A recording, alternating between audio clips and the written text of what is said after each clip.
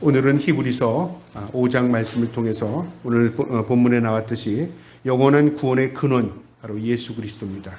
그리고 이 예수 그리스도를 통해서 우리의 믿음의 성장, 성숙을 이루는 것입니다. 오늘 이 말씀을 통해서 하나님의 말씀, 구원의 참된 근원이 무엇인가를 깨달을 수 있는 저와 여러분 되기를 바랍니다.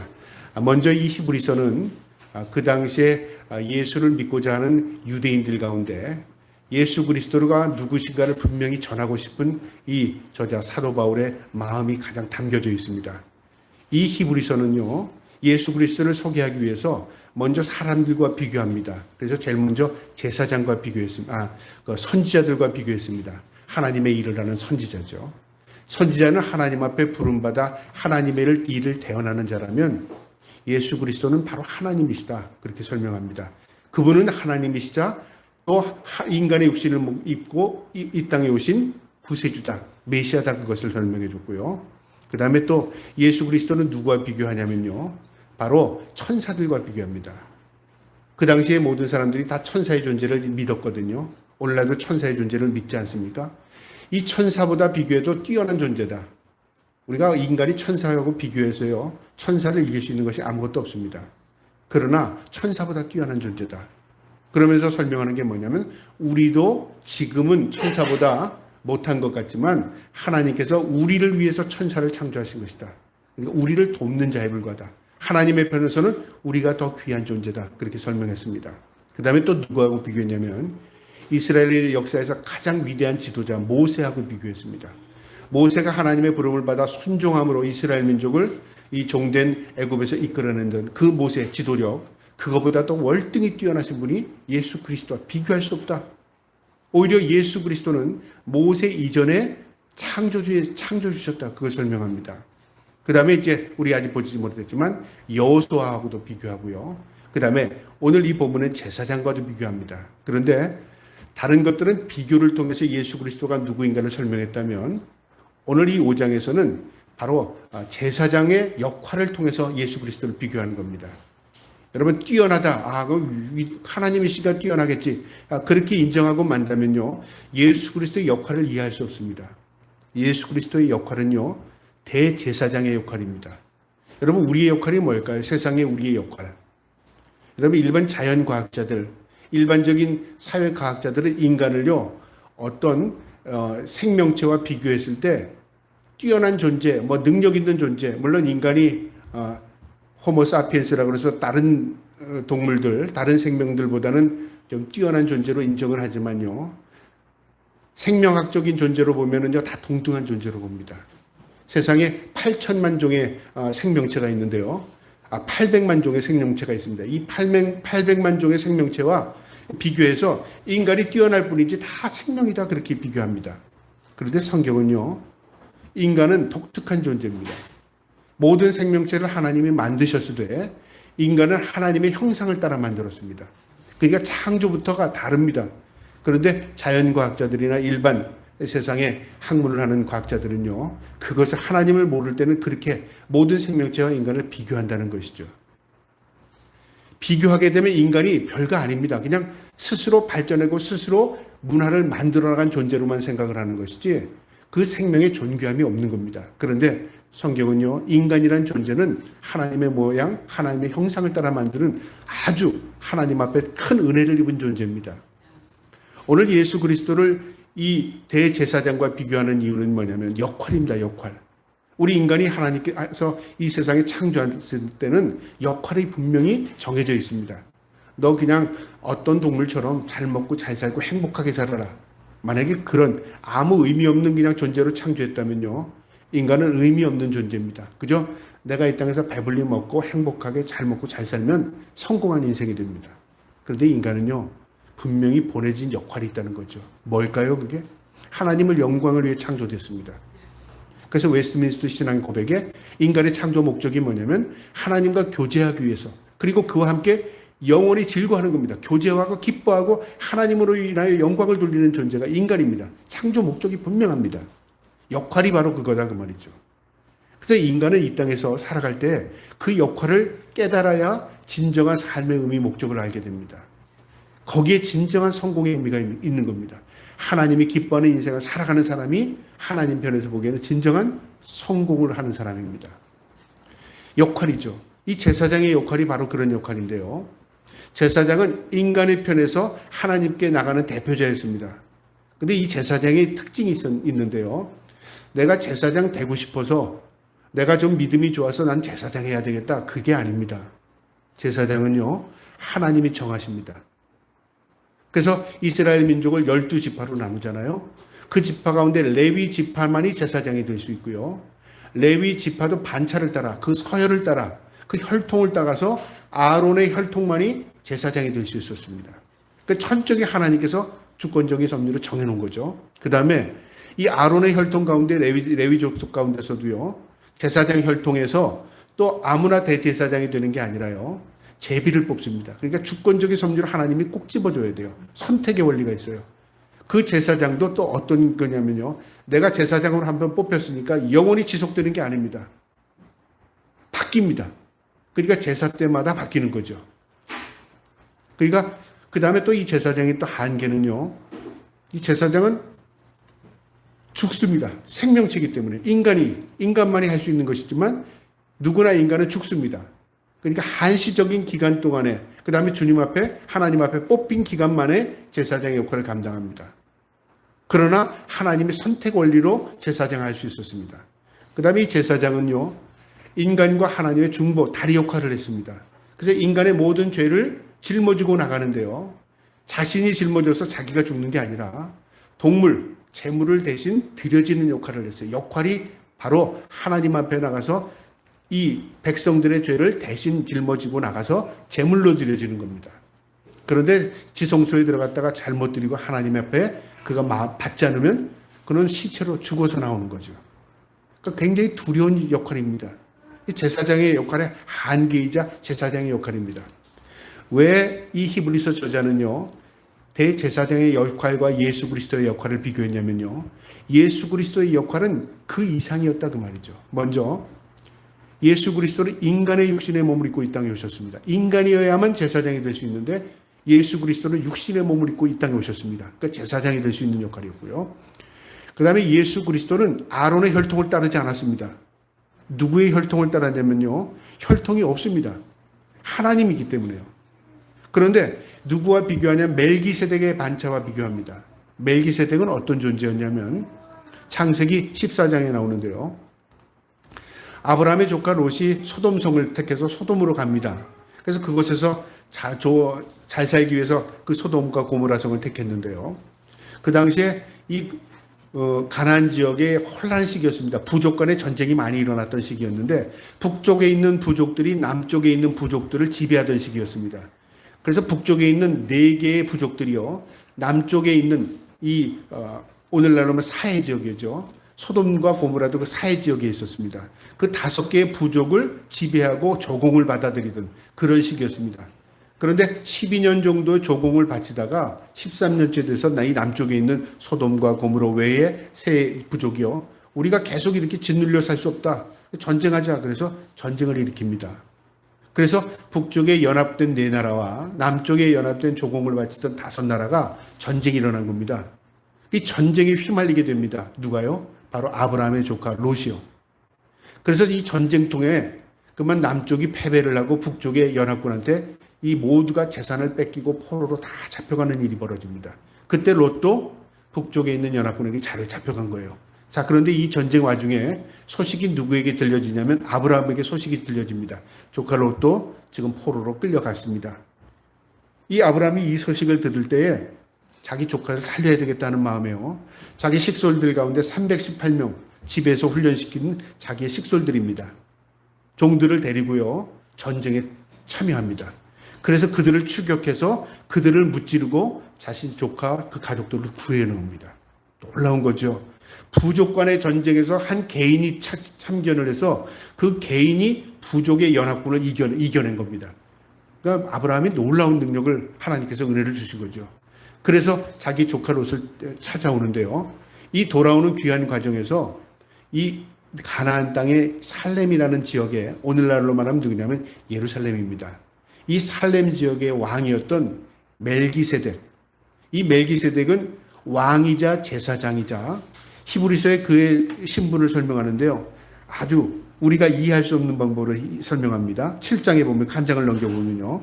어떻게 멜기세덱 왕이요 지극히 높으신 하나님의 제사장이라 여러 왕을 쳐서 죽이고 돌아오는 아브라함을 만나 복을 빈 자라 아브라함이 모든 것을 10분의 1을 그에게 나누어 주니라. 그 이름이 해석하면 먼저 의의 왕이요.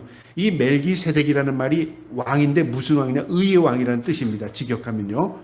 그 다음은 살렘 왕이니 곧 평강이야. 이 살렘이라는 적이 뭐냐면 샬롬 말이에요. 샬롬, 살렘 그 말입니다. 평강의 왕 그 말입니다. 의의 왕이요 평강의 왕이랍니다. 3절에요. 아버지도 없고 어머니도 없고 족보도 없고 시작도 없고 생명 끝도 없이 하나님의 아들과 닮아서 항상 제사장으로 있느니라. 여러분 이 사람이 인간임에도 불구하고 부모가 누군지 몰라요. 아버지도 모르고 어머니도 모르고 언제 태어났는지 모르고 언제 죽을지도 모르고 근데 영원히 왕이면서도 제사장 역할을 동시에 감당하는 아주 거룩한 왕이요 제사장이었습니다. 여러분 성경에 우리를 무엇에 비교하냐면 베드로 사도는요. 우리를 하나님 앞에 택함 받은 백성이요 왕 같은 제사장이라고 말합니다. 어디에 그 기록이냐? 베드로전서 2장 9절에요. 너희는 택하신 족속이요 왕 같은 제사장이라 거룩한 나라의 백성이라 그렇게 말합니다. 이 살렘 왕의 혈통처럼 예수 그리스도는 그쪽 계열이라 그 말이죠. 하나님이시기 때문에. 그래서 이 히브리서를 기록한 이 저자는 지금 예수 그리스도를 설명하기 위해서 자신 이스라엘 민족이 알고 있는 유대인들이 알고 있는 온 지식을 다 총괄해서 예수 그리스도를 설명합니다. 자, 그런데 우리는 이 제사장의 역할을 제대로 알지 못하니까요. 그럴 감흥이 없습니다. 그런데 이 제사장의 역할이 얼마나 중요하냐면요. 제사는 어떤 의미를 가지고 있냐면 하나님을 만날 수 있는 방법은 오직 제사 외에 다른 방법이 없었습니다. 구약시대에는요. 여러분 구약시대에 하나님을 만날 수 있는 방법 다른 방법이 있었습니까? 기도를 통해서 하나님 만납니까? 아니면 율법을 통해서 하나님 만납니까? 아닙니다. 오직 하나님이 정해주신 하나님의 방법대로만 하나님을 만날 수 있었습니다. 그래서 제사 제도는 하나님이 정하신 겁니다. 그 다음에 제사에서 가장 중요한 역할이 누구죠? 제사장입니다. 제물도 있어야 되고 그 제물을 정화하고 모든 그릇에 담고 하는 그런 모든 기구들도 있습니다. 장소, 성전이라는 장소도 있고 성막이라는 장소도 있었습니다. 모든 것이 거룩합니다. 그 중에 가장 중요한 게 제사장입니다. 제물보다 더 중요한 게 제사장입니다. 그 제사장은요, 하나님이 택하셨습니다. 제물을 택하지 않았습니다. 하나님께서 장소를 택하거나 기물을 너 이렇게 택하라 하지 않았습니다. 오직 제사에서는 제사장을 택했습니다. 하나님이요. 그만큼 인간이 하고 싶다고 해서 하는 것도 아니고요. 인간의 의지대로 하는 게 아니라 하나님 꼭 집어서 택해줘야만 제사장의 역할을 감당할 수 있는 겁니다. 왜냐하면 제일 중요하기 때문에. 이 제사장의 역할은 백성들의 모든 죄를 짊어지고 하나님 앞에 중보하러 나가는 겁니다. 하나님이 받으시면 백성을 하나님과의 관계가 연결이 되는 거죠. 그러니까 제사는 그만큼 중요한 거예요. 하나님과의 관계를 이어가는 겁니다. 그럼 오늘은 왜 제사가 없느냐? 오늘은 우리가 제사 제도가 폐지되고 예배가 드려집니다. 그러면서 우리가 그러면 어떻게 제사를 우리가 예배를 통해서 어떻게 제사의 의미를 이해할 수 있습니까? 대제사장이 누구죠? 예수 그리스도십니다. 그죠? 우리는 예수 그리스도 이름으로 예배합니다. 그리고 제물은 어디 있습니까? 여러분 제물 가지고 오셨어요? 제물은 바로 여러분입니다. 저와 여러분이 제물입니다. 내가 없는 예배는 예배일 수 없는 거죠. 대신 네가 내 대신 예배 드려줄래? 예배가 안 됩니다. 예배는 내가 제물 되는 겁니다. 그 다음에 이 예배를 통해서 하나님 앞에 드려지는 모든 행위가 뭐냐면 하나님을 인정하는 행위입니다. 우리가 하나님 앞에 헌금을 하고 연보를 드리고 우리가 시간을 들여서 하나님 앞에 예배하고 찬양하고 놀려드리고 이게 다 예배의 행위입니다. 행위를 통해서 하나님을 인정하는 행위죠. 그러니까 제사하고는 비교할 수 없는 것이지만 예배가요. 비교한다면 그런 형식이 되는 거죠. 그러니까 유대인들에게 있어서 이 제사는 하나님을 만날 수 있는 유일한 방법입니다. 또 하나님의 은총을 입는 유일한 방법입니다. 제가 지난주에 국제 뉴스를 보다가요. 이스라엘 민족이 내년 6월절에 이제 제3성전을 준비하기 위한 제사를 준비하고 있더라고요. 유대인들이요. 근데 어떤 제사의 조건이 뭐냐면 제물이 중요합니다. 제물은 뭐냐면 흠 없는 붉은 송아지 3년째 된 송아지를 구별해서 드려야 됩니다. 근데 그동안 이스라엘 민족에게 있어서는 붉은 송아지가 없었어요. 그 과거에 있던 종이 희석해서 없어졌는데 재작년에 붉은 송아지가 나왔어요. 5마리를 지금 키우고 있는데요. 저는 봤습니다.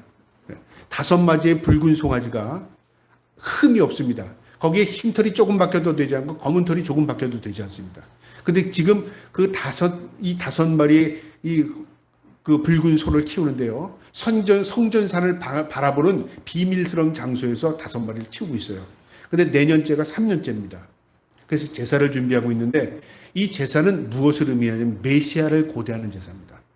여러분 지금 놀라운 겁니다. 우리 시대에 지금 이 일이 이루어지고 있다는 거죠. 유대인들은 메시아를 기다리고 있어요. 이 제사를 통해서 이 제사 전에 메시아가 오든지 아니면 이 제사 이후에 메시아가 오든지 그 다음에 이 제사를 통해서 성전이 회복돼야 돼요. 그냥 들판에 나가서 제사 드립니까? 성전에서 드려야 되잖아요. 그러니까 지금 긴장이 고조된 상태고요. 그 다음에 제사장은 어떤 사람이 되는 구별된 사람, 거룩한 사람이 드려야 됩니다. 이 거룩이라는 의미를 일단 죽음을 만지지 않은 사람이죠. 죽음을 가까이 하지 않은 사람입니다. 그래서 유대인들은 어떻게 보냐면 장례식에 한 번도 가지 않은 사람, 공동묘지 한 번도 가지 않은 사람을 구별합니다. 제사장 그룹에서요. 지금 그 사람들을 지금 수출하고 있습니다. 태어나서 내가 장례식에 한 번도 참석하지 않았어요. 태어나서 내가 공동묘지에 가지도 않은 사람이에요. 그 제사장을 지금 구별하고 있습니다. 벌써 몇 년 전에 기물은 다 만들어 놨고요. 제사장이 입을 옷부터 모든 걸 다 준비해 놨습니다. 재물 때문에 문제였는데 재물도 준비가 됐죠. 이제 마지막으로 거룩한 제사장을 구별하고 있어요. 그리고 내년 6월절에, 정확히 말하면 내년 6월입니다. 오늘부터 내년 6월에 이제 이스라엘 땅에서 그 하나님 앞에 드려진 제사를 준비하고 있어요. 왜 그들은 이렇게까지 몇십 년 동안을 준비하고 있는가? 바로 그들에게 있어서는요, 이 하나님을 만날 수 있는 방법이 그겁니다. 하나님의 은총을 입고 나라를 회복하고 다시 과거의 그의 영광을 회복하는 일이 그겁니다. 그래야만 그들은 성전을 회복한다고 생각하고 이스라엘이 회복된다고 생각하는 거죠. 제사가 그만큼 중요한 겁니다. 그래서 성경을 읽다 보면 제사를 비유하는 의미가 참 많아요. 너희는 왕 같은 제사장, 거룩한 나라의 백성이 제사장이다. 이 의미는 뭐냐면 우리가 하나님과 그렇게 구별된 존재구나. 그러면 우리가 존재로만 의미와 가치가 있습니까? 아닙니다. 역할이 있다 그 말이죠. 우리가 썩어져가는 이 세상 가운데서 어떤 역할을 감당해야 되냐면요, 제사장의 역할을 감당해야 됩니다. 그리고 우리는 거룩한 삶을 살아야 합니다. 그리고 우리는 하나님 앞에 중보 역할을 감당해야 되는데 그게 뭐냐면 우리의 삶입니다. 삶. 내 모습을 통해서 예수 그리스도의 모습이 드러나야 되고요. 내 모습을 통해서 하나님의 영광이 드러나야 돼요. 그게 빛과 소금의 삶이고 제사장의 역할입니다. 그게 안 될 때는 어떻게 할까요? 하나님께서 제사장을 폐위시켜버려요. 그러니까 우리의 역할이 그만큼 중요하다 그 말이죠. 지금 이 제사장의 역할을요, 이 히브리 저자는 이렇게 말합니다. 제사장마다 사람 가운데서 택한 자로서 하나님께 속한 일에 사람을 위하여 예물과 속죄하는 제사를 드리게 하나니, 제사장의 역할이죠. 하나님 앞에 선택을 받아서 하나님께 제사하는 역할을 감당하는 자라 그 말이죠. 그 다음에 2절에 그가 무식하고 미혹된 자를 능히 용납할 수 있는 것은 자기도 연약에 휩싸여 있습니다. 여러분 중요한 말인데 어떤 제사장도 거룩하다고 할지라도 근본은 뭐냐면요, 무식하다, 하나님을 제대로 몰랐던 자들이라 그 말이죠. 미혹된 자라, 죄가 있는 자들이라 그 말이죠. 흠이 있는 자들이라 그 말이죠.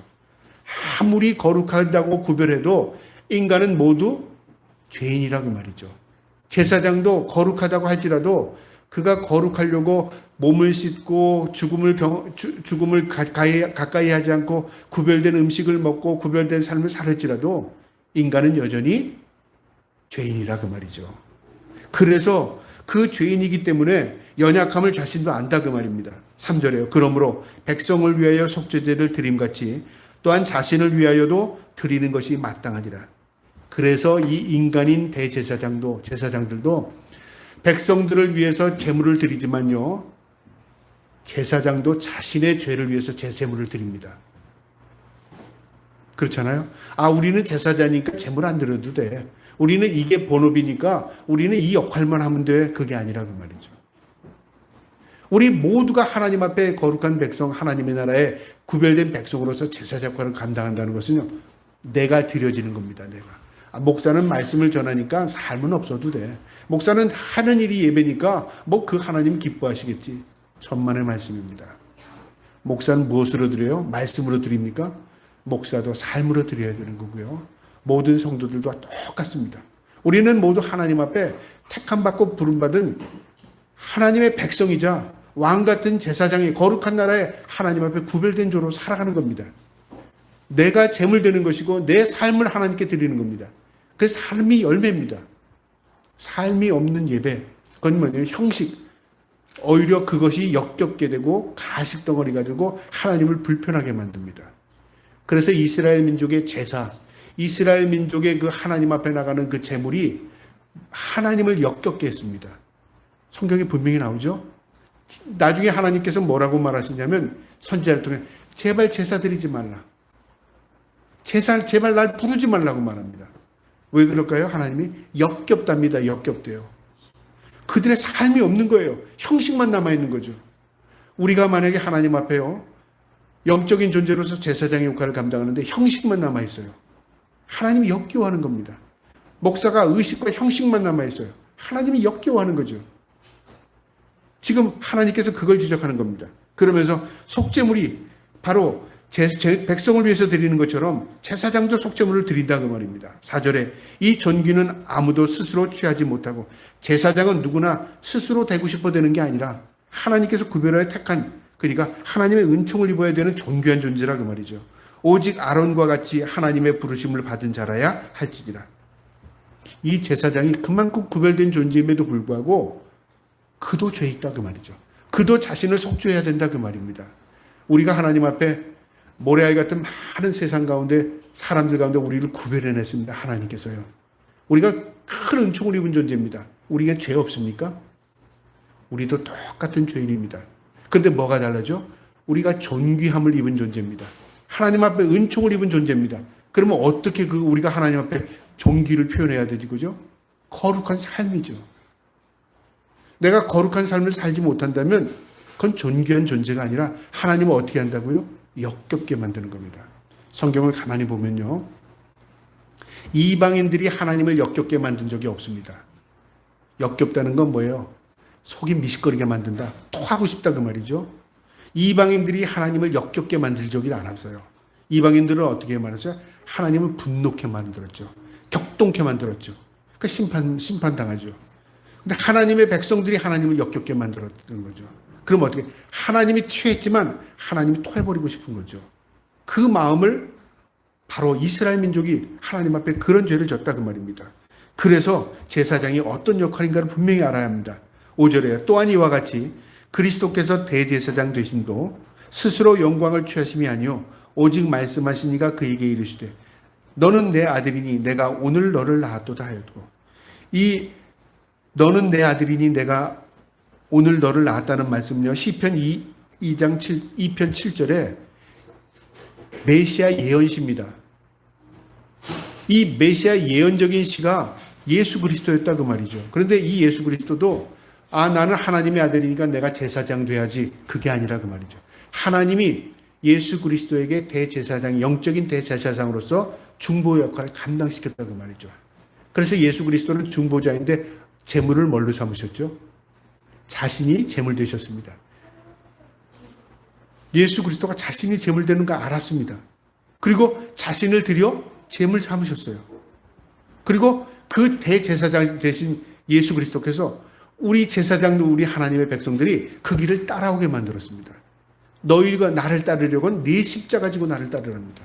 그걸 우리가 예수를 믿는 것은요, 예수 믿고 행복해야지, 예수 믿고 잘 돼야지, 예수 믿고 복 받아야지가 아니라 예수 믿고 예수를 따르는 길을 가야지가 정답입니다. 예수 그리스도께서 가신 길을 우리가 가는 겁니다. 왜요? 그분이 대제사장이고 우리를 하나님께서 구별하여 제사장 같은 삶을 살게 하십니다. 6절에 또한 이와 같이 다른 데서 말씀하시되 창세기 14장을 말씀입니다. 내가 영원히 멜기세덱의 반차를 따르는 제사장이라 하였으니, 아까 제가 말씀드렸죠. 멜기세덱의 반차. 어머니도 없고 아버지도 없고 시작도 없고 끝도 없고 영적인 존재 같은 왕권을 가진 제사장, 그리고 영원한 제사장, 1년 한시적인 기간 한 번의 제사장의 역할을 감당하는 게 아니라 영원히 지속적으로 죽지 않는 영원한 제사장, 바로 예수 그리스도가 그 말이죠. 여러분, 제사장이 바뀐다면 어떻게 할까요? 복잡할 것 같아요. 중보자가 바뀌면 복잡하잖아요. 이번 주에는 누가 중보자야? 내년엔 누가 중보자야? 그럼 그 중보자를 알아야 내가 중보자를 섬길 거 아니에요. 그분을 통해서 하나님 만날 거 아니에요. 그런데 예수 그리스도는 영원한 대제사장이시자 영원한 우리의 중보자가 되셨습니다. 우리는 그분을 믿음으로 하나님께 나가는 겁니다. 그래서 우리의 생명의 길이 되셨습니다. 지금 이 지식을 누구에게 가르치냐면 유대인들에게 가르치고 싶은 겁니다. 그분을 메시아, 그걸 너희가 알아야 된다 그 말입니다. 그러면서 7절에요. 그는 예수 그리스도입니다. 육체에 계실 때 자기를 죽음에서 능히 구원하실 이에게 심한 통곡과 눈물로 간구와 소원을 올리고 그의 경험하심으로 말미암아 들으심을 얻었느니라. 통곡과 눈물과 간구와 소원. 우리 인간들이 하나님 앞에 하는 거죠. 통곡을 합니다. 하나님 이게 뭡니까? 또 눈물을 흘립니다. 하나님 앞에 간구합니다. 기도합니다. 소원합니다. 우리 인간들의 연약함 때문에 그러죠. 예수 그리스도는 하나님이십니다. 그런데 하나님이신 예수 그리스도께서 육신의 몸을 입고 인간처럼 이 땅에 오셔서요, 인간이 당한 그 고통, 절망을 다 당하셨다는 거죠. 다 경험해봤다 그 말이죠. 그러니까 하나님이신 예수님이 인간을 창조했지만 내가 너희들을 경험하지 못했어. 그러면 중보 역할을 감당할 수 없죠. 경험이 없는데. 그런데 중보자이신 예수 그리스도는 우리의 모든 것을 경험하셨습니다. 죽음까지도요. 우리의 고통을 말할 나위 없이 다 경험하신 분이라 그 말입니다. 8절에 그가 아들이시면서도 받으신 고난으로 순종함을 배워서, 그분이 하나님이 아들이심에도 불구하고 고난을 어떻게 했다고요? 순종했답니다. 여러분, 여기에서 우리에게 뭘 가르쳐 주냐면요, 고난을 통해서 우리가 예수 그리스도를 발견하게 되고요, 그 고난의 의미를 깊이 이해하게 되는 겁니다. 고난이 없이는 뭐가 없다고 그러죠? 영광이 없답니다. 우리는 영광일세 영광일세 내가 누릴 영광일세, 어디에 부르는 찬송이죠? 우리가 죽으면 장례식 때 영광이를 부르잖아요. 우리의 삶이 고난입니다. 고난을 벗어버리면 영광의 길로 갑니다. 고난이 없으면 영광이 없습니다. 그래서 고난은요, 영광의 관문이라고 말합니다. 우리는 고난을 피하고 싶잖아요. 하나님께서 각각 주신 고난이 있어요. 어떤 사람은 물질적인 고난, 어떤 사람은 정신적인 고난, 어떤 사람은 영적인 고난, 크게 구별하면 그런 고난이 있겠죠. 우리 주님은 모두 다 당하셨습니다. 세 가지 고난을 다 당하셨습니다. 그 다음에 또 어떤 사람에게는 그 물질의 고난 가운데서도 먹고 사는 문제의 고난, 어떤 사람은 빚에 대한 고난, 뭐 여러 가지 고난이 있겠죠. 정신적인 고난에서도 어떤 사람은 혈육에 통한, 자녀를 통한 고난, 어떤 사람은 또 일가 친척에 대한 고난, 뭐 여러 가지 고난이 있겠죠. 고난의 종류가 여러 가지가 있을 수 있다 그 말이죠. 그런데 이 모든 고난을 통해서 예수 그리스도를 만나게 되고 우리 주님의 의미를 알게 되는 겁니다. 자, 그래서 고난을 순종함으로 배워서요, 9절에 온전하게 되셨은즉, 고난을 순종했더니 뭐가요? 온전해졌답니다. 내가 온전해졌다는 거예요. 고난이 없으면요, 내가 온전해지지 않습니다. 나는 고난을 안 받고 하나님, 영광스러운 존재로 하나님 믿음으로 살게요. 제가 과거에 그런 기도했다 그랬죠. 새벽마다 나가서 하나님 믿음으로 살게 해주세요. 하나님, 이 고난 없는 믿음으로 하나님 믿음 주시옵소서. 그런데 어느 날 제가 기도하는 가운데 하나님의 음성을 들었다 그랬잖아요. 이게 무슨 하늘에서 울리는 게 아니라 내 마음 깊이 하나님 들었어요. 너 내가 믿음 주는 거야? 그랬더니 믿음 주신답니다. 하나님, 내가 그럼 믿음 주시면 되지 왜 고난까지 주셨어요? 하나님께서 뭐라고 하셔요? 고난이 없으면 믿음 없어. 여러분, 고난이 없으니까 믿음이 생기지 않는답니다. 좀 불편하잖아요. 이거는 내가 거부하고 싶은 거고 이것은 내가 갖고 싶은 겁니다. 그런데 하나님께서 뭐라, 너 이거 없으면 이게 생길 수가 없어 그 말이죠. 거기서 깨달았습니다. 아, 이 땅에서만 있는 거구나. 이 땅에서만.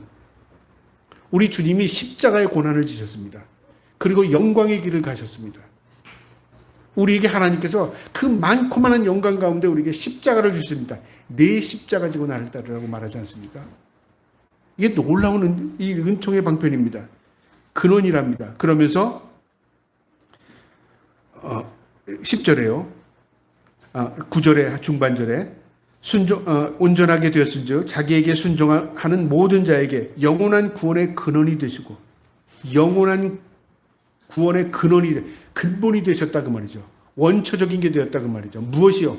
우리 주님이 고난에 순종함으로 영광스러운 영광 구원의 근원을 만들어 주셨다 그 말이죠. 그래서 우리는 믿음으로 구원받습니다. 자, 그 다음에요. 10절까지만 하겠습니다. 하늘에 하나님께 멜기세덱의 반차를 따른 대제사장이라 칭함을 받으셨느니라.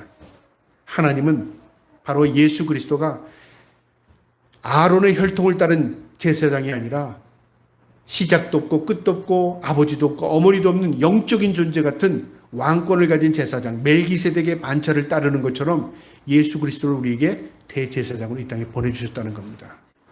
이게 바로 예수 그리스도입니다. 여러분, 우리가 오늘날 제사를 드리지 않고 예배를 드리니까요, 이 말씀의 의미 가운데 제사장의 의미를 많이 잊어버리고 희석했어요. 그런데 성경은 우리에게 분명히 말씀합니다.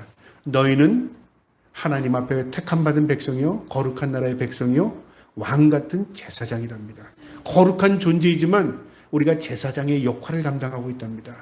오늘 이 말씀을 마음에 두시고요, 우리가 세상에 살아가면서 우리는 하나님 앞에 부름받은, 우리는 하나님 앞에 택함 받은 제사장이다, 그런 마음으로 살아가기 바랍니다. 아버지는 가정의 제사장으로서, 어머니를 자녀를 키우는 양육하는 제사장으로서, 자녀들은 이 땅에서 하나님 앞에 택하는 존귀한 제사장의 역할을 감당하는 어린 생명들로서 잘 키워나가셔서 우리가 주님 앞에 서는 날 모두가 칭찬받는 저와 여러분 될 수 있기를 주님의 이름으로 축복합니다. 아멘.